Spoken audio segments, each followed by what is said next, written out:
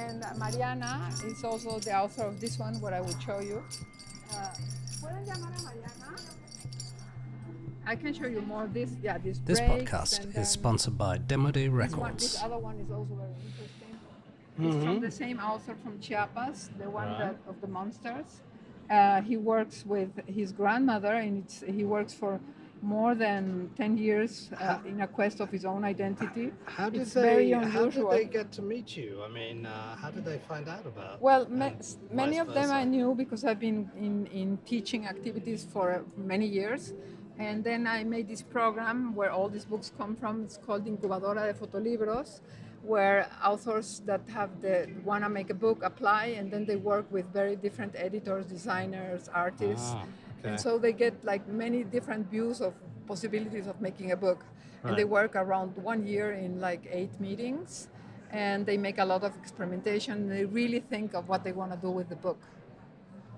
Yeah. So Mariana is also here with her new book, and it would be nice that she would introduce. You want to hold it? Well, I have this collection which is I'm Mariana. Tell her name. I'm Mariana Gruener. I come from Mexico.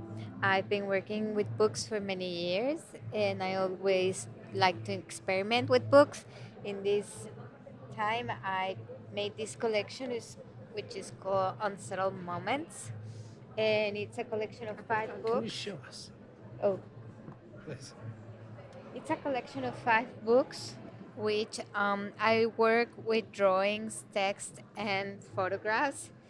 And basically, they are all related from a big text I wrote on a cell phone for like 2 years.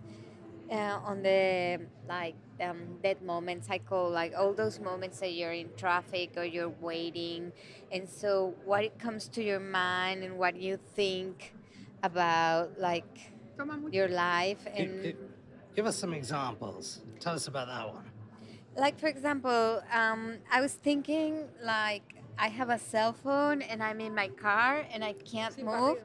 And I was thinking I needed my studio and I need a table. And then I realized that using my mobile phone, I didn't need the studio anymore because I had a way to, like draw and write. And so I recognized, like as Virginia Woolf said, every woman needs a room. In this case, I had my cell phone, so I was able to keep working in those dead moments of like being in a big city and moving around.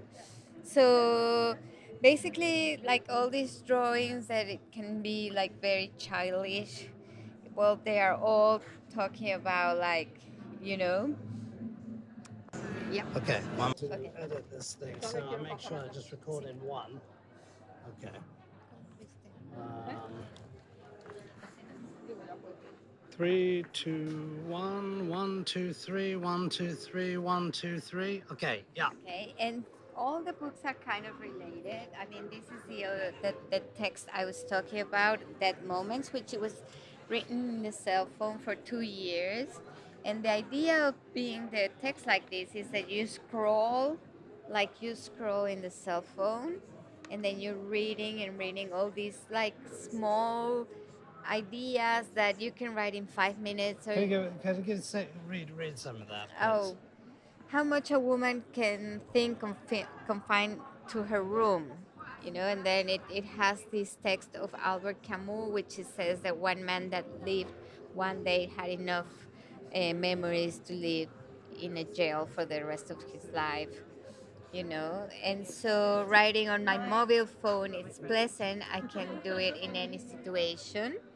Why in English? Oh, Why? no, actually, it's written in Spanish. I have The Spanish version. Yeah, Is there. but if we come to Foto London, it has to be in English. But all the text is written in Spanish. Okay. So basically, it's like you keep going and going and going. So 2 years of thinking, in these dead moments about, what it means to be a woman, what it means to live in a city, what it means to be changing. Do you want to read this? This one? Yes. If I were an artichoke and someone would like to get to the heart, what would they have to remove? What does that mean? Well, that means that, like artichokes, they're all closed, but in the middle they have their heart. So what do they have to take off to get to the heart? And the best part of the artichoke. So, and from that, I made this one too, which is a small, these are like brief texts. I write a lot, and I'm trained as a writer also, not just as a visual artist. And these texts, I wrote it when I was 49. So I work with memory, I work with identity, I work like, I think about being a woman, about being a mother, about like how body changes with age and what it means to a woman to have the body changing, and basically at the end I'm saying that I prefer going to funerals than to weddings, because in funerals people hug you and there's more comprehension than in weddings. But then my father died, and so it was not the same to go to his funeral that to other people's funerals. So I am talking about that, and I am talking about having, Can you read something from it? yeah, Okay. like for example, well, as a child, I loved playing hide and seek, and I could be hidden for a long time in a closet, a trunk, or a piece of furniture while I heard how life went out without me. Basically, this text is about hiding but wanting to be seen. And so, the idea of making these books is that I want to be seen by somebody that reads the book and gets in touch with me through the words and through the drawings and through the photographs. And it's a kind of connection that I'm always looking for. And ¿Qué es la colección que los vas uniendo? I actually, what I wanted to do is this whole collection with magnets to have them, stick together. And so they stick together and they make like a sculpture, which is a free sculpture, because actually every person can decide to have one or to have two or five, or there are going to be more in the future. So basically the idea is that you will have like a self-contained library that sticks together and makes a sculpture. Can you And show us an example of how Yeah. that would work? like for example like this. And the thing of the settle moments is that they tend to fall off, and they tend to, you have to find a way to keep them standing, because that's life. They can fall, you can fall off, but then you find a way to stick in a way to keep standing up.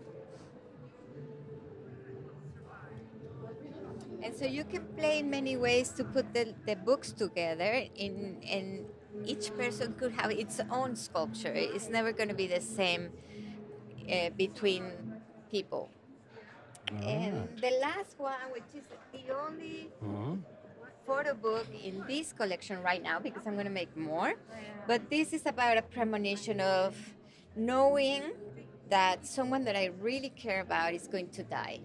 So, what do I do with that premonition and how it feels, and how can I express only with images how it feels to know that you're going to lose somebody? So, it's only about this feeling. I went to my stock of photography, and I work with my stock of my own photographs that I've been taking for many years, just following the idea of death is around the corner. So it came out this, little book with only knowing that death is around the corner.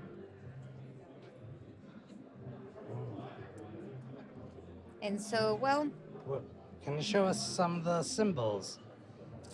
yeah, well, this little guy here, or like, sorry. Oh, okay. It goes all the way out. The big thing, the nice thing of this is that actually you could actually see it, as a long stripe, or you can see it as a book, whatever you want. I mean, that's what I like about books that I make, is that they can be, seen in many ways. It can happen different things. It's more like a playful thing.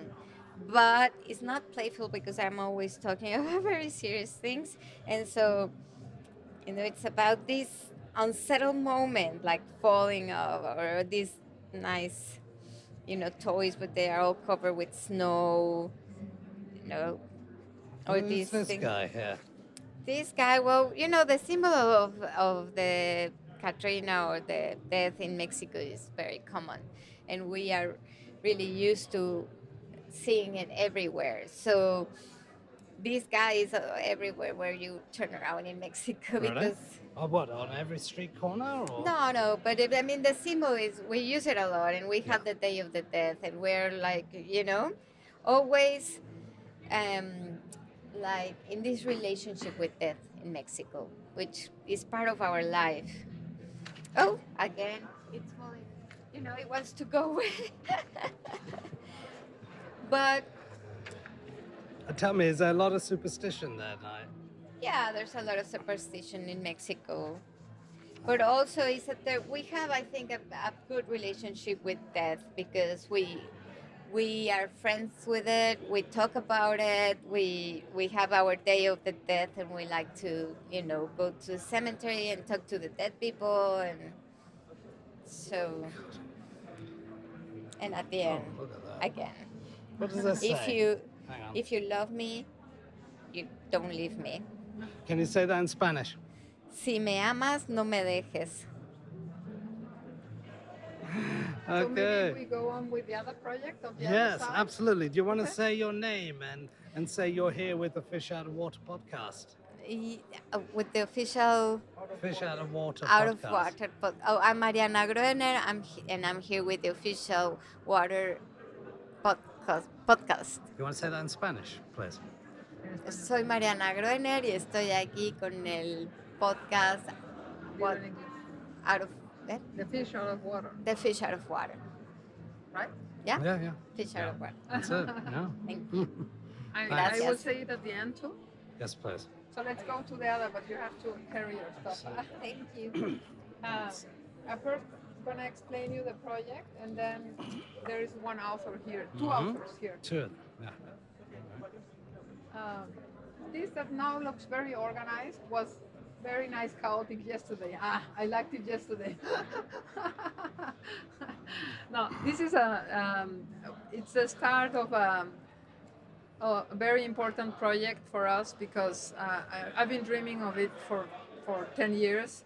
It's a collective project about Latin American photographers, and I had it in mind because I believe that publishers in Latin America, there are lots of publishers, and there's more and more and more and more all the time, and it's really a need to publish books. And it's very difficult to get to fairs, and it's very difficult to move the books around. They don't cross borders. There are a lot of taxes. It's very expensive, and many of these. So I started. I mean, I had this idea in mind, and I had bought the domain photolibros.lat, Latin America, and like 1.5 months ago, I decided to run it. I mean, because Ben Golder, the curator of the fair, invited me and to come, and I said I go, but if I do that, and so I started to call independent publishers in Latin America, and I'll present you one of the women that really pushed me to start. We're, as a book fair or a publisher, do the exhibitors or the exhibition sponsor No. the trip, No. all of this? No, but Okay. Right. So yeah. no, we have even to pay Okay. everything. Okay. Everything, the shipping, the traveling, the stay. I mean, when you go to fairs in Latin America, they normally invite you because they are very kind. But when you go to fairs to another places like Europe, you are normally not invited. What about America? What's the? It depends. You can apply to as a grant at printed matter, but in general, you also pay your expenses. So what's the reaction so far out of all these exhibitions? Which one's been the most? I mean, we always are people normally love our books because they're different, because they're handmade, because some of them are very experimental. But this particular project is something that has never happened because There are 70 publishers. I mean, when I started to call small publishers and independent authors, and everybody got on board. So there are 70 publishers and authors here. And many of them have a few books, others have many books, but all got on board because the idea is to go as a collective to different fairs and to be able to have them in Europe and to get to European audience in that case, and later we'll make it also in Latin America. But to put together all this, then there are much more down there. I mean, there are only a few because now they try to be very organized, and yeah, please do that. They became organized, and now it looks organized, but it's actually a lot. Perdió me encantaba, pero estaba encantada, maravilloso. Do you want to show us? Let's speak to some... it's complicated. Yeah, so Yeah. we have now we have 3 authors here. Fernanda, ¿quieres venir? One of the authors that really did, I want to say something else. I mean, we decided that the whale is, I decided that the whale was going to be our symbol because whales, I was actually going to watch whales in Baja California where they give birth. And the whale is a really poetical animal that goes from completely the north to the south and goes, that crosses all the frontiers and doesn't know about frontiers. So the whale became our symbol. And one of the first persons I called was Fernanda from Chile. She will tell her own name. And she said, I'm jumping in a plane. So this really gave me a lot of courage to go on because this is a very kind of kamikaze enterprise. So without people that are the same kamikaze people like us, it's very complicated. So she came from Chile to present her book, and she can explain her own book.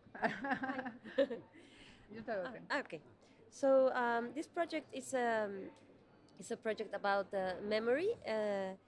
It's about my country's memory. I'm from Chile, and I made this book with the story of a place called Casa Piedra, which means house made of stone in English. And it's the story about this illegal detention center that was working in Chile in the dictatorship of Pinochet. So this place was operating from the year, they say maybe from 82 till 86. It's not clear because obviously all of this was illegal and it was not dictatorship. From 73 until 89. It was 17 years of dictatorship, and now we actually had the 50 years anniversary of the coup d'état a few years ago, and in Chile we still have people that denies what happened, denies that there was torture and that there was missing people and killing. So still today it's very important to do this exercise of memory and talk about what happened. So through pictures and testimonies, I look to rebuild the story of this place and talk about the emotional charge that it has, like as a space. And I spoke with 10 people that are related to this place, maybe because they were detained here or because they had family members who were tortured here. So what happened to this person? Okay, this is the central testimony. This is Mario Fernandez. He was a worker from La Serena, the city where all this happened. And he was detained in the year 82, and he was brought to this place where he was tortured because they were trying to get information out of him. And they said that he was a communist, but he really was just involved in social work. And what happened with him is that they took it too far, and in detention centers, they used to have doctors who would take who would examine the prisoners, so they wouldn't die, so they could like harm them without killing them, right? So what happened with Mario Fernandez is that they took it too far and they had to abandon him in a hospital.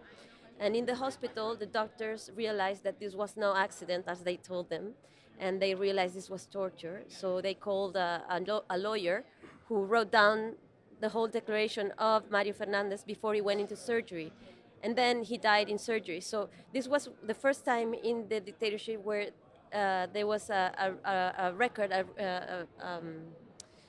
like proof that this was really happening. And so he's a martyr who, thanks of him, this place started to be shut down, right? What do they do to Yeah, it's very tough. Like they would apply electricity and hit him with sticks and just like try to inflict pain in the worst way possible so that he would talk. Maybe she could speak because in Chile, Argentina, like most of the population really was erased. They killed parents, they left children alone. There are so many people missing from the dictatorship. That's unbelievable. And the ones that Mexico was one of the countries that took in like most of the refugees from Chile. And I grew up with them. So it's really a very important. I mean, Latin America has the worst dictatorships ever in the last century. Yeah, and this is because back then the official communication said that there was no disappearance of people. They told their families that they left the country, and they were saying there was no torture and there was no violence, and they had control of all the communication media. So people actually believe that. But today that we have all this documentation talking about what happened, there's still people who says that this didn't happen. It's unbelievable. And Chile is a fractured country because of this. And it's very difficult to talk about dictatorship. It's very difficult to talk about this subject. So I think even though this is like a difficult book to read, to have, I think it's also necessary. Where is this? This is in La Serena. The house is in La Serena, is a city in the 4th region of Chile, a bit norther than Santiago. And What is this for? okay, this is a symbolic picture because there was this is a train line part. I don't know how you call it in English. Like a train track. And there's testimonies that said that they were taking people in helicopters, like prisoners, and then they would tie them to train tracks and throw them from the helicopters. So when I found this in this place, I just took the picture because it's very symbolic of what happened, right? So there is a lot of things that, like the ways they tortured these people is just inhuman, and many of these people, of the people who did this, are still free and they haven't paid for any of the things they did. So it's also important to talk about this because we don't want it to happen again, even though sometimes that seems like something impossible. Well, before all of this happened, no one thought it was possible, and it still did. So, yeah. And then you have the translation in English at the end of the testimonies.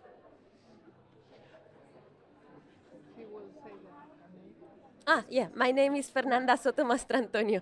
Yes. And the And you're speaking with the Fish Out of Water podcast. You have to say your name, and I'm talking for. I'm talking for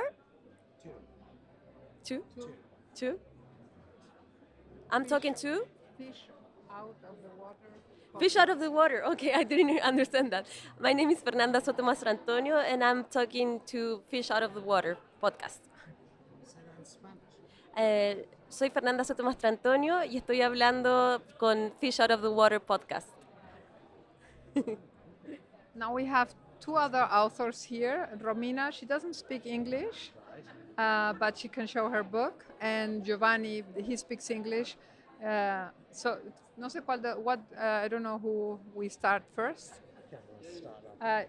We can start with the one she doesn't speak English, and I'll translate. It will be brief.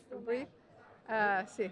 She's Romina, and she also was one of the one that did really was a power force to give me energy to make it, because she also said, I jump into the plane and I come to London, and she made this book that is called Desierta. Y tú dime, yo traduzco. Desierta habla de las marcas y las huellas que tiene el cuerpo y el territorio. Desierta speaks about the traces that has the Atacama Desert and the body, the landscape and the body and the body, all the traces. What does she mean by that? ¿Qué quieres decir con eso? Bueno, Desierta nace desde una marca mía personal de un abuso que tuve cuando niña. Entonces, Desierta starts and it comes from an abuse she had as a child. se cruza con las marcas y todo el como dolor que tiene el territorio, el paisaje, el desierto de Atacama. And it crosses with all the pain and the marks that the Atacama Desert has. Y es una reflexión a la marca de los cuerpos. It's a reflection about the marks that the body carries. Y la palabra desierta también está resignificando como el desierto, ¿cierto? Que se ve siempre como algo muy masculino y es algo muy femenino porque es muy latente de vida. And Desierta is making a resignification of the desert that in Spanish is always spoken in masculine, and as she says desierta and not desierto, she retakes it in a feminine aspect. ¿Qué es eso? Todas estas son intervenciones que están a mano en cada libro, en cada fotolibro, en donde refleja un poco también esa niñez que quedó atrapada, ¿cierto?, en este proceso de marca. All these parts are handmade interventions that are different in each book that reflect the child that got trapped into that mark of the abuse.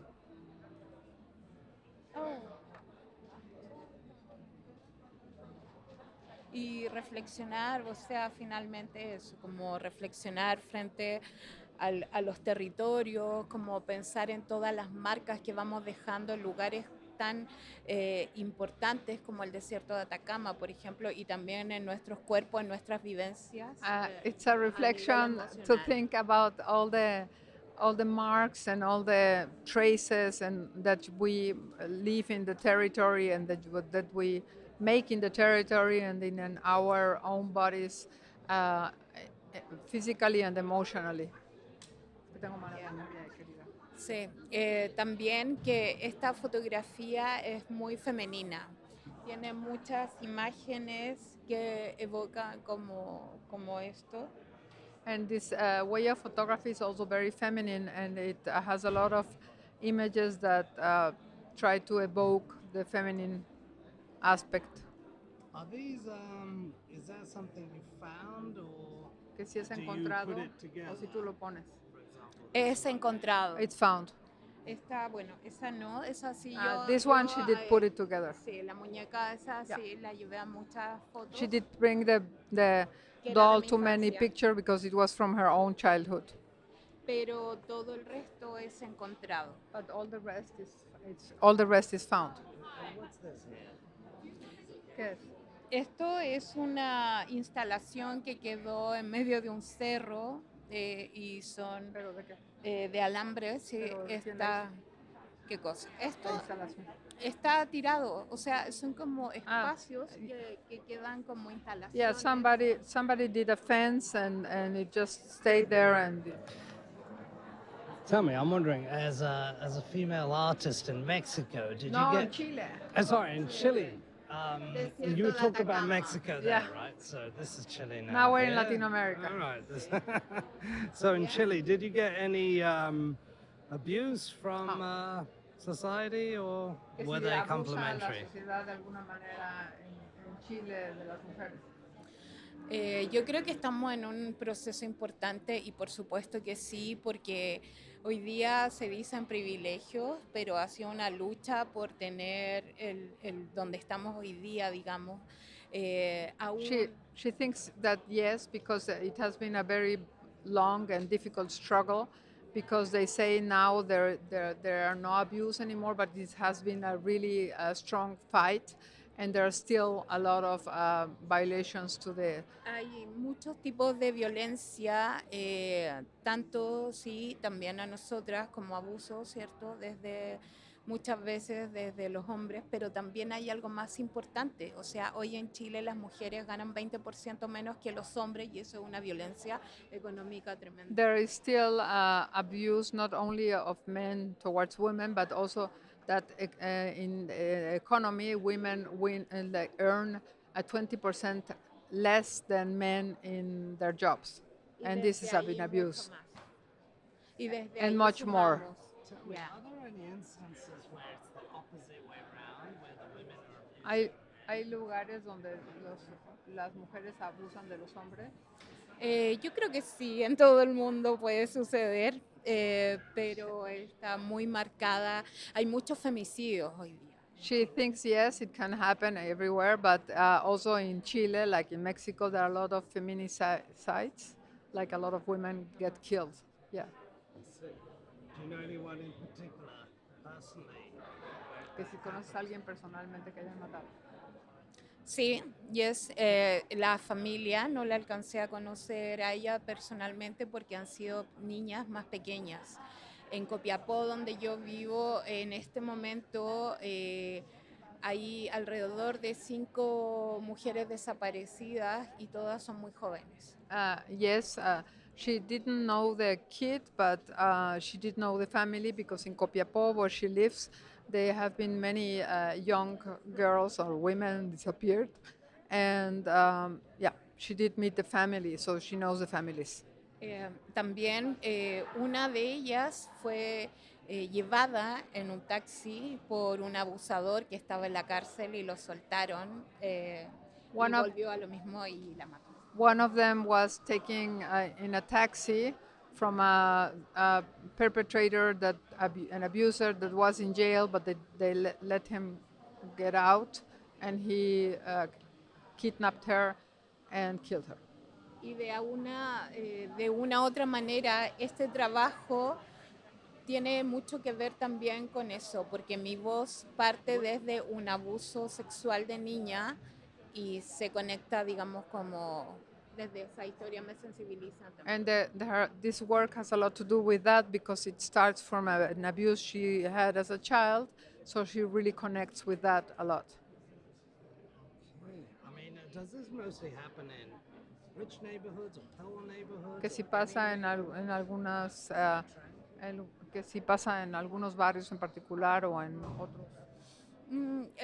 Eso es muy transversal, pero yo creo que el norte de Chile es como un lugar, bueno, dicen que Copiapó es principalmente un espacio en donde se da mucho esto por el paisaje donde estamos, el territorio donde hay mucho desierto, entonces de hecho las chicas que están desaparecidas están en el desierto en alguna parte, en un pique minero, en un lugar. Yeah, I mean, it happens everywhere, but in the area where she lives, because it's in the north of Chile, where the desert is, it happens more because of the kind of territory. That means that they get lost. I mean, they just drop them in the desert, and it's very difficult to find them. It's the same like in Mexico. You have like the one time, very often they just find graves where you can find tons of people buried there, or the mothers that are trying to find their children. They go for years on the desert with a stick, trying to find where these graves are. Pero, Estoy añadiendo. ajá, pero también todos estos temas creo que los hemos podido visibilizar a través de nuestro arte, en este caso la fotografía, y también como grupos de mujeres que se han levantado y han trabajado para que esto vaya visibilizándose y parando también. But these kind of themes have been like brought up to light with especially with groups of women that have worked and fight to make this come true. There's somebody. Let's see some more. ¿Ah? Let's see some more. Enseña más del libro y ya.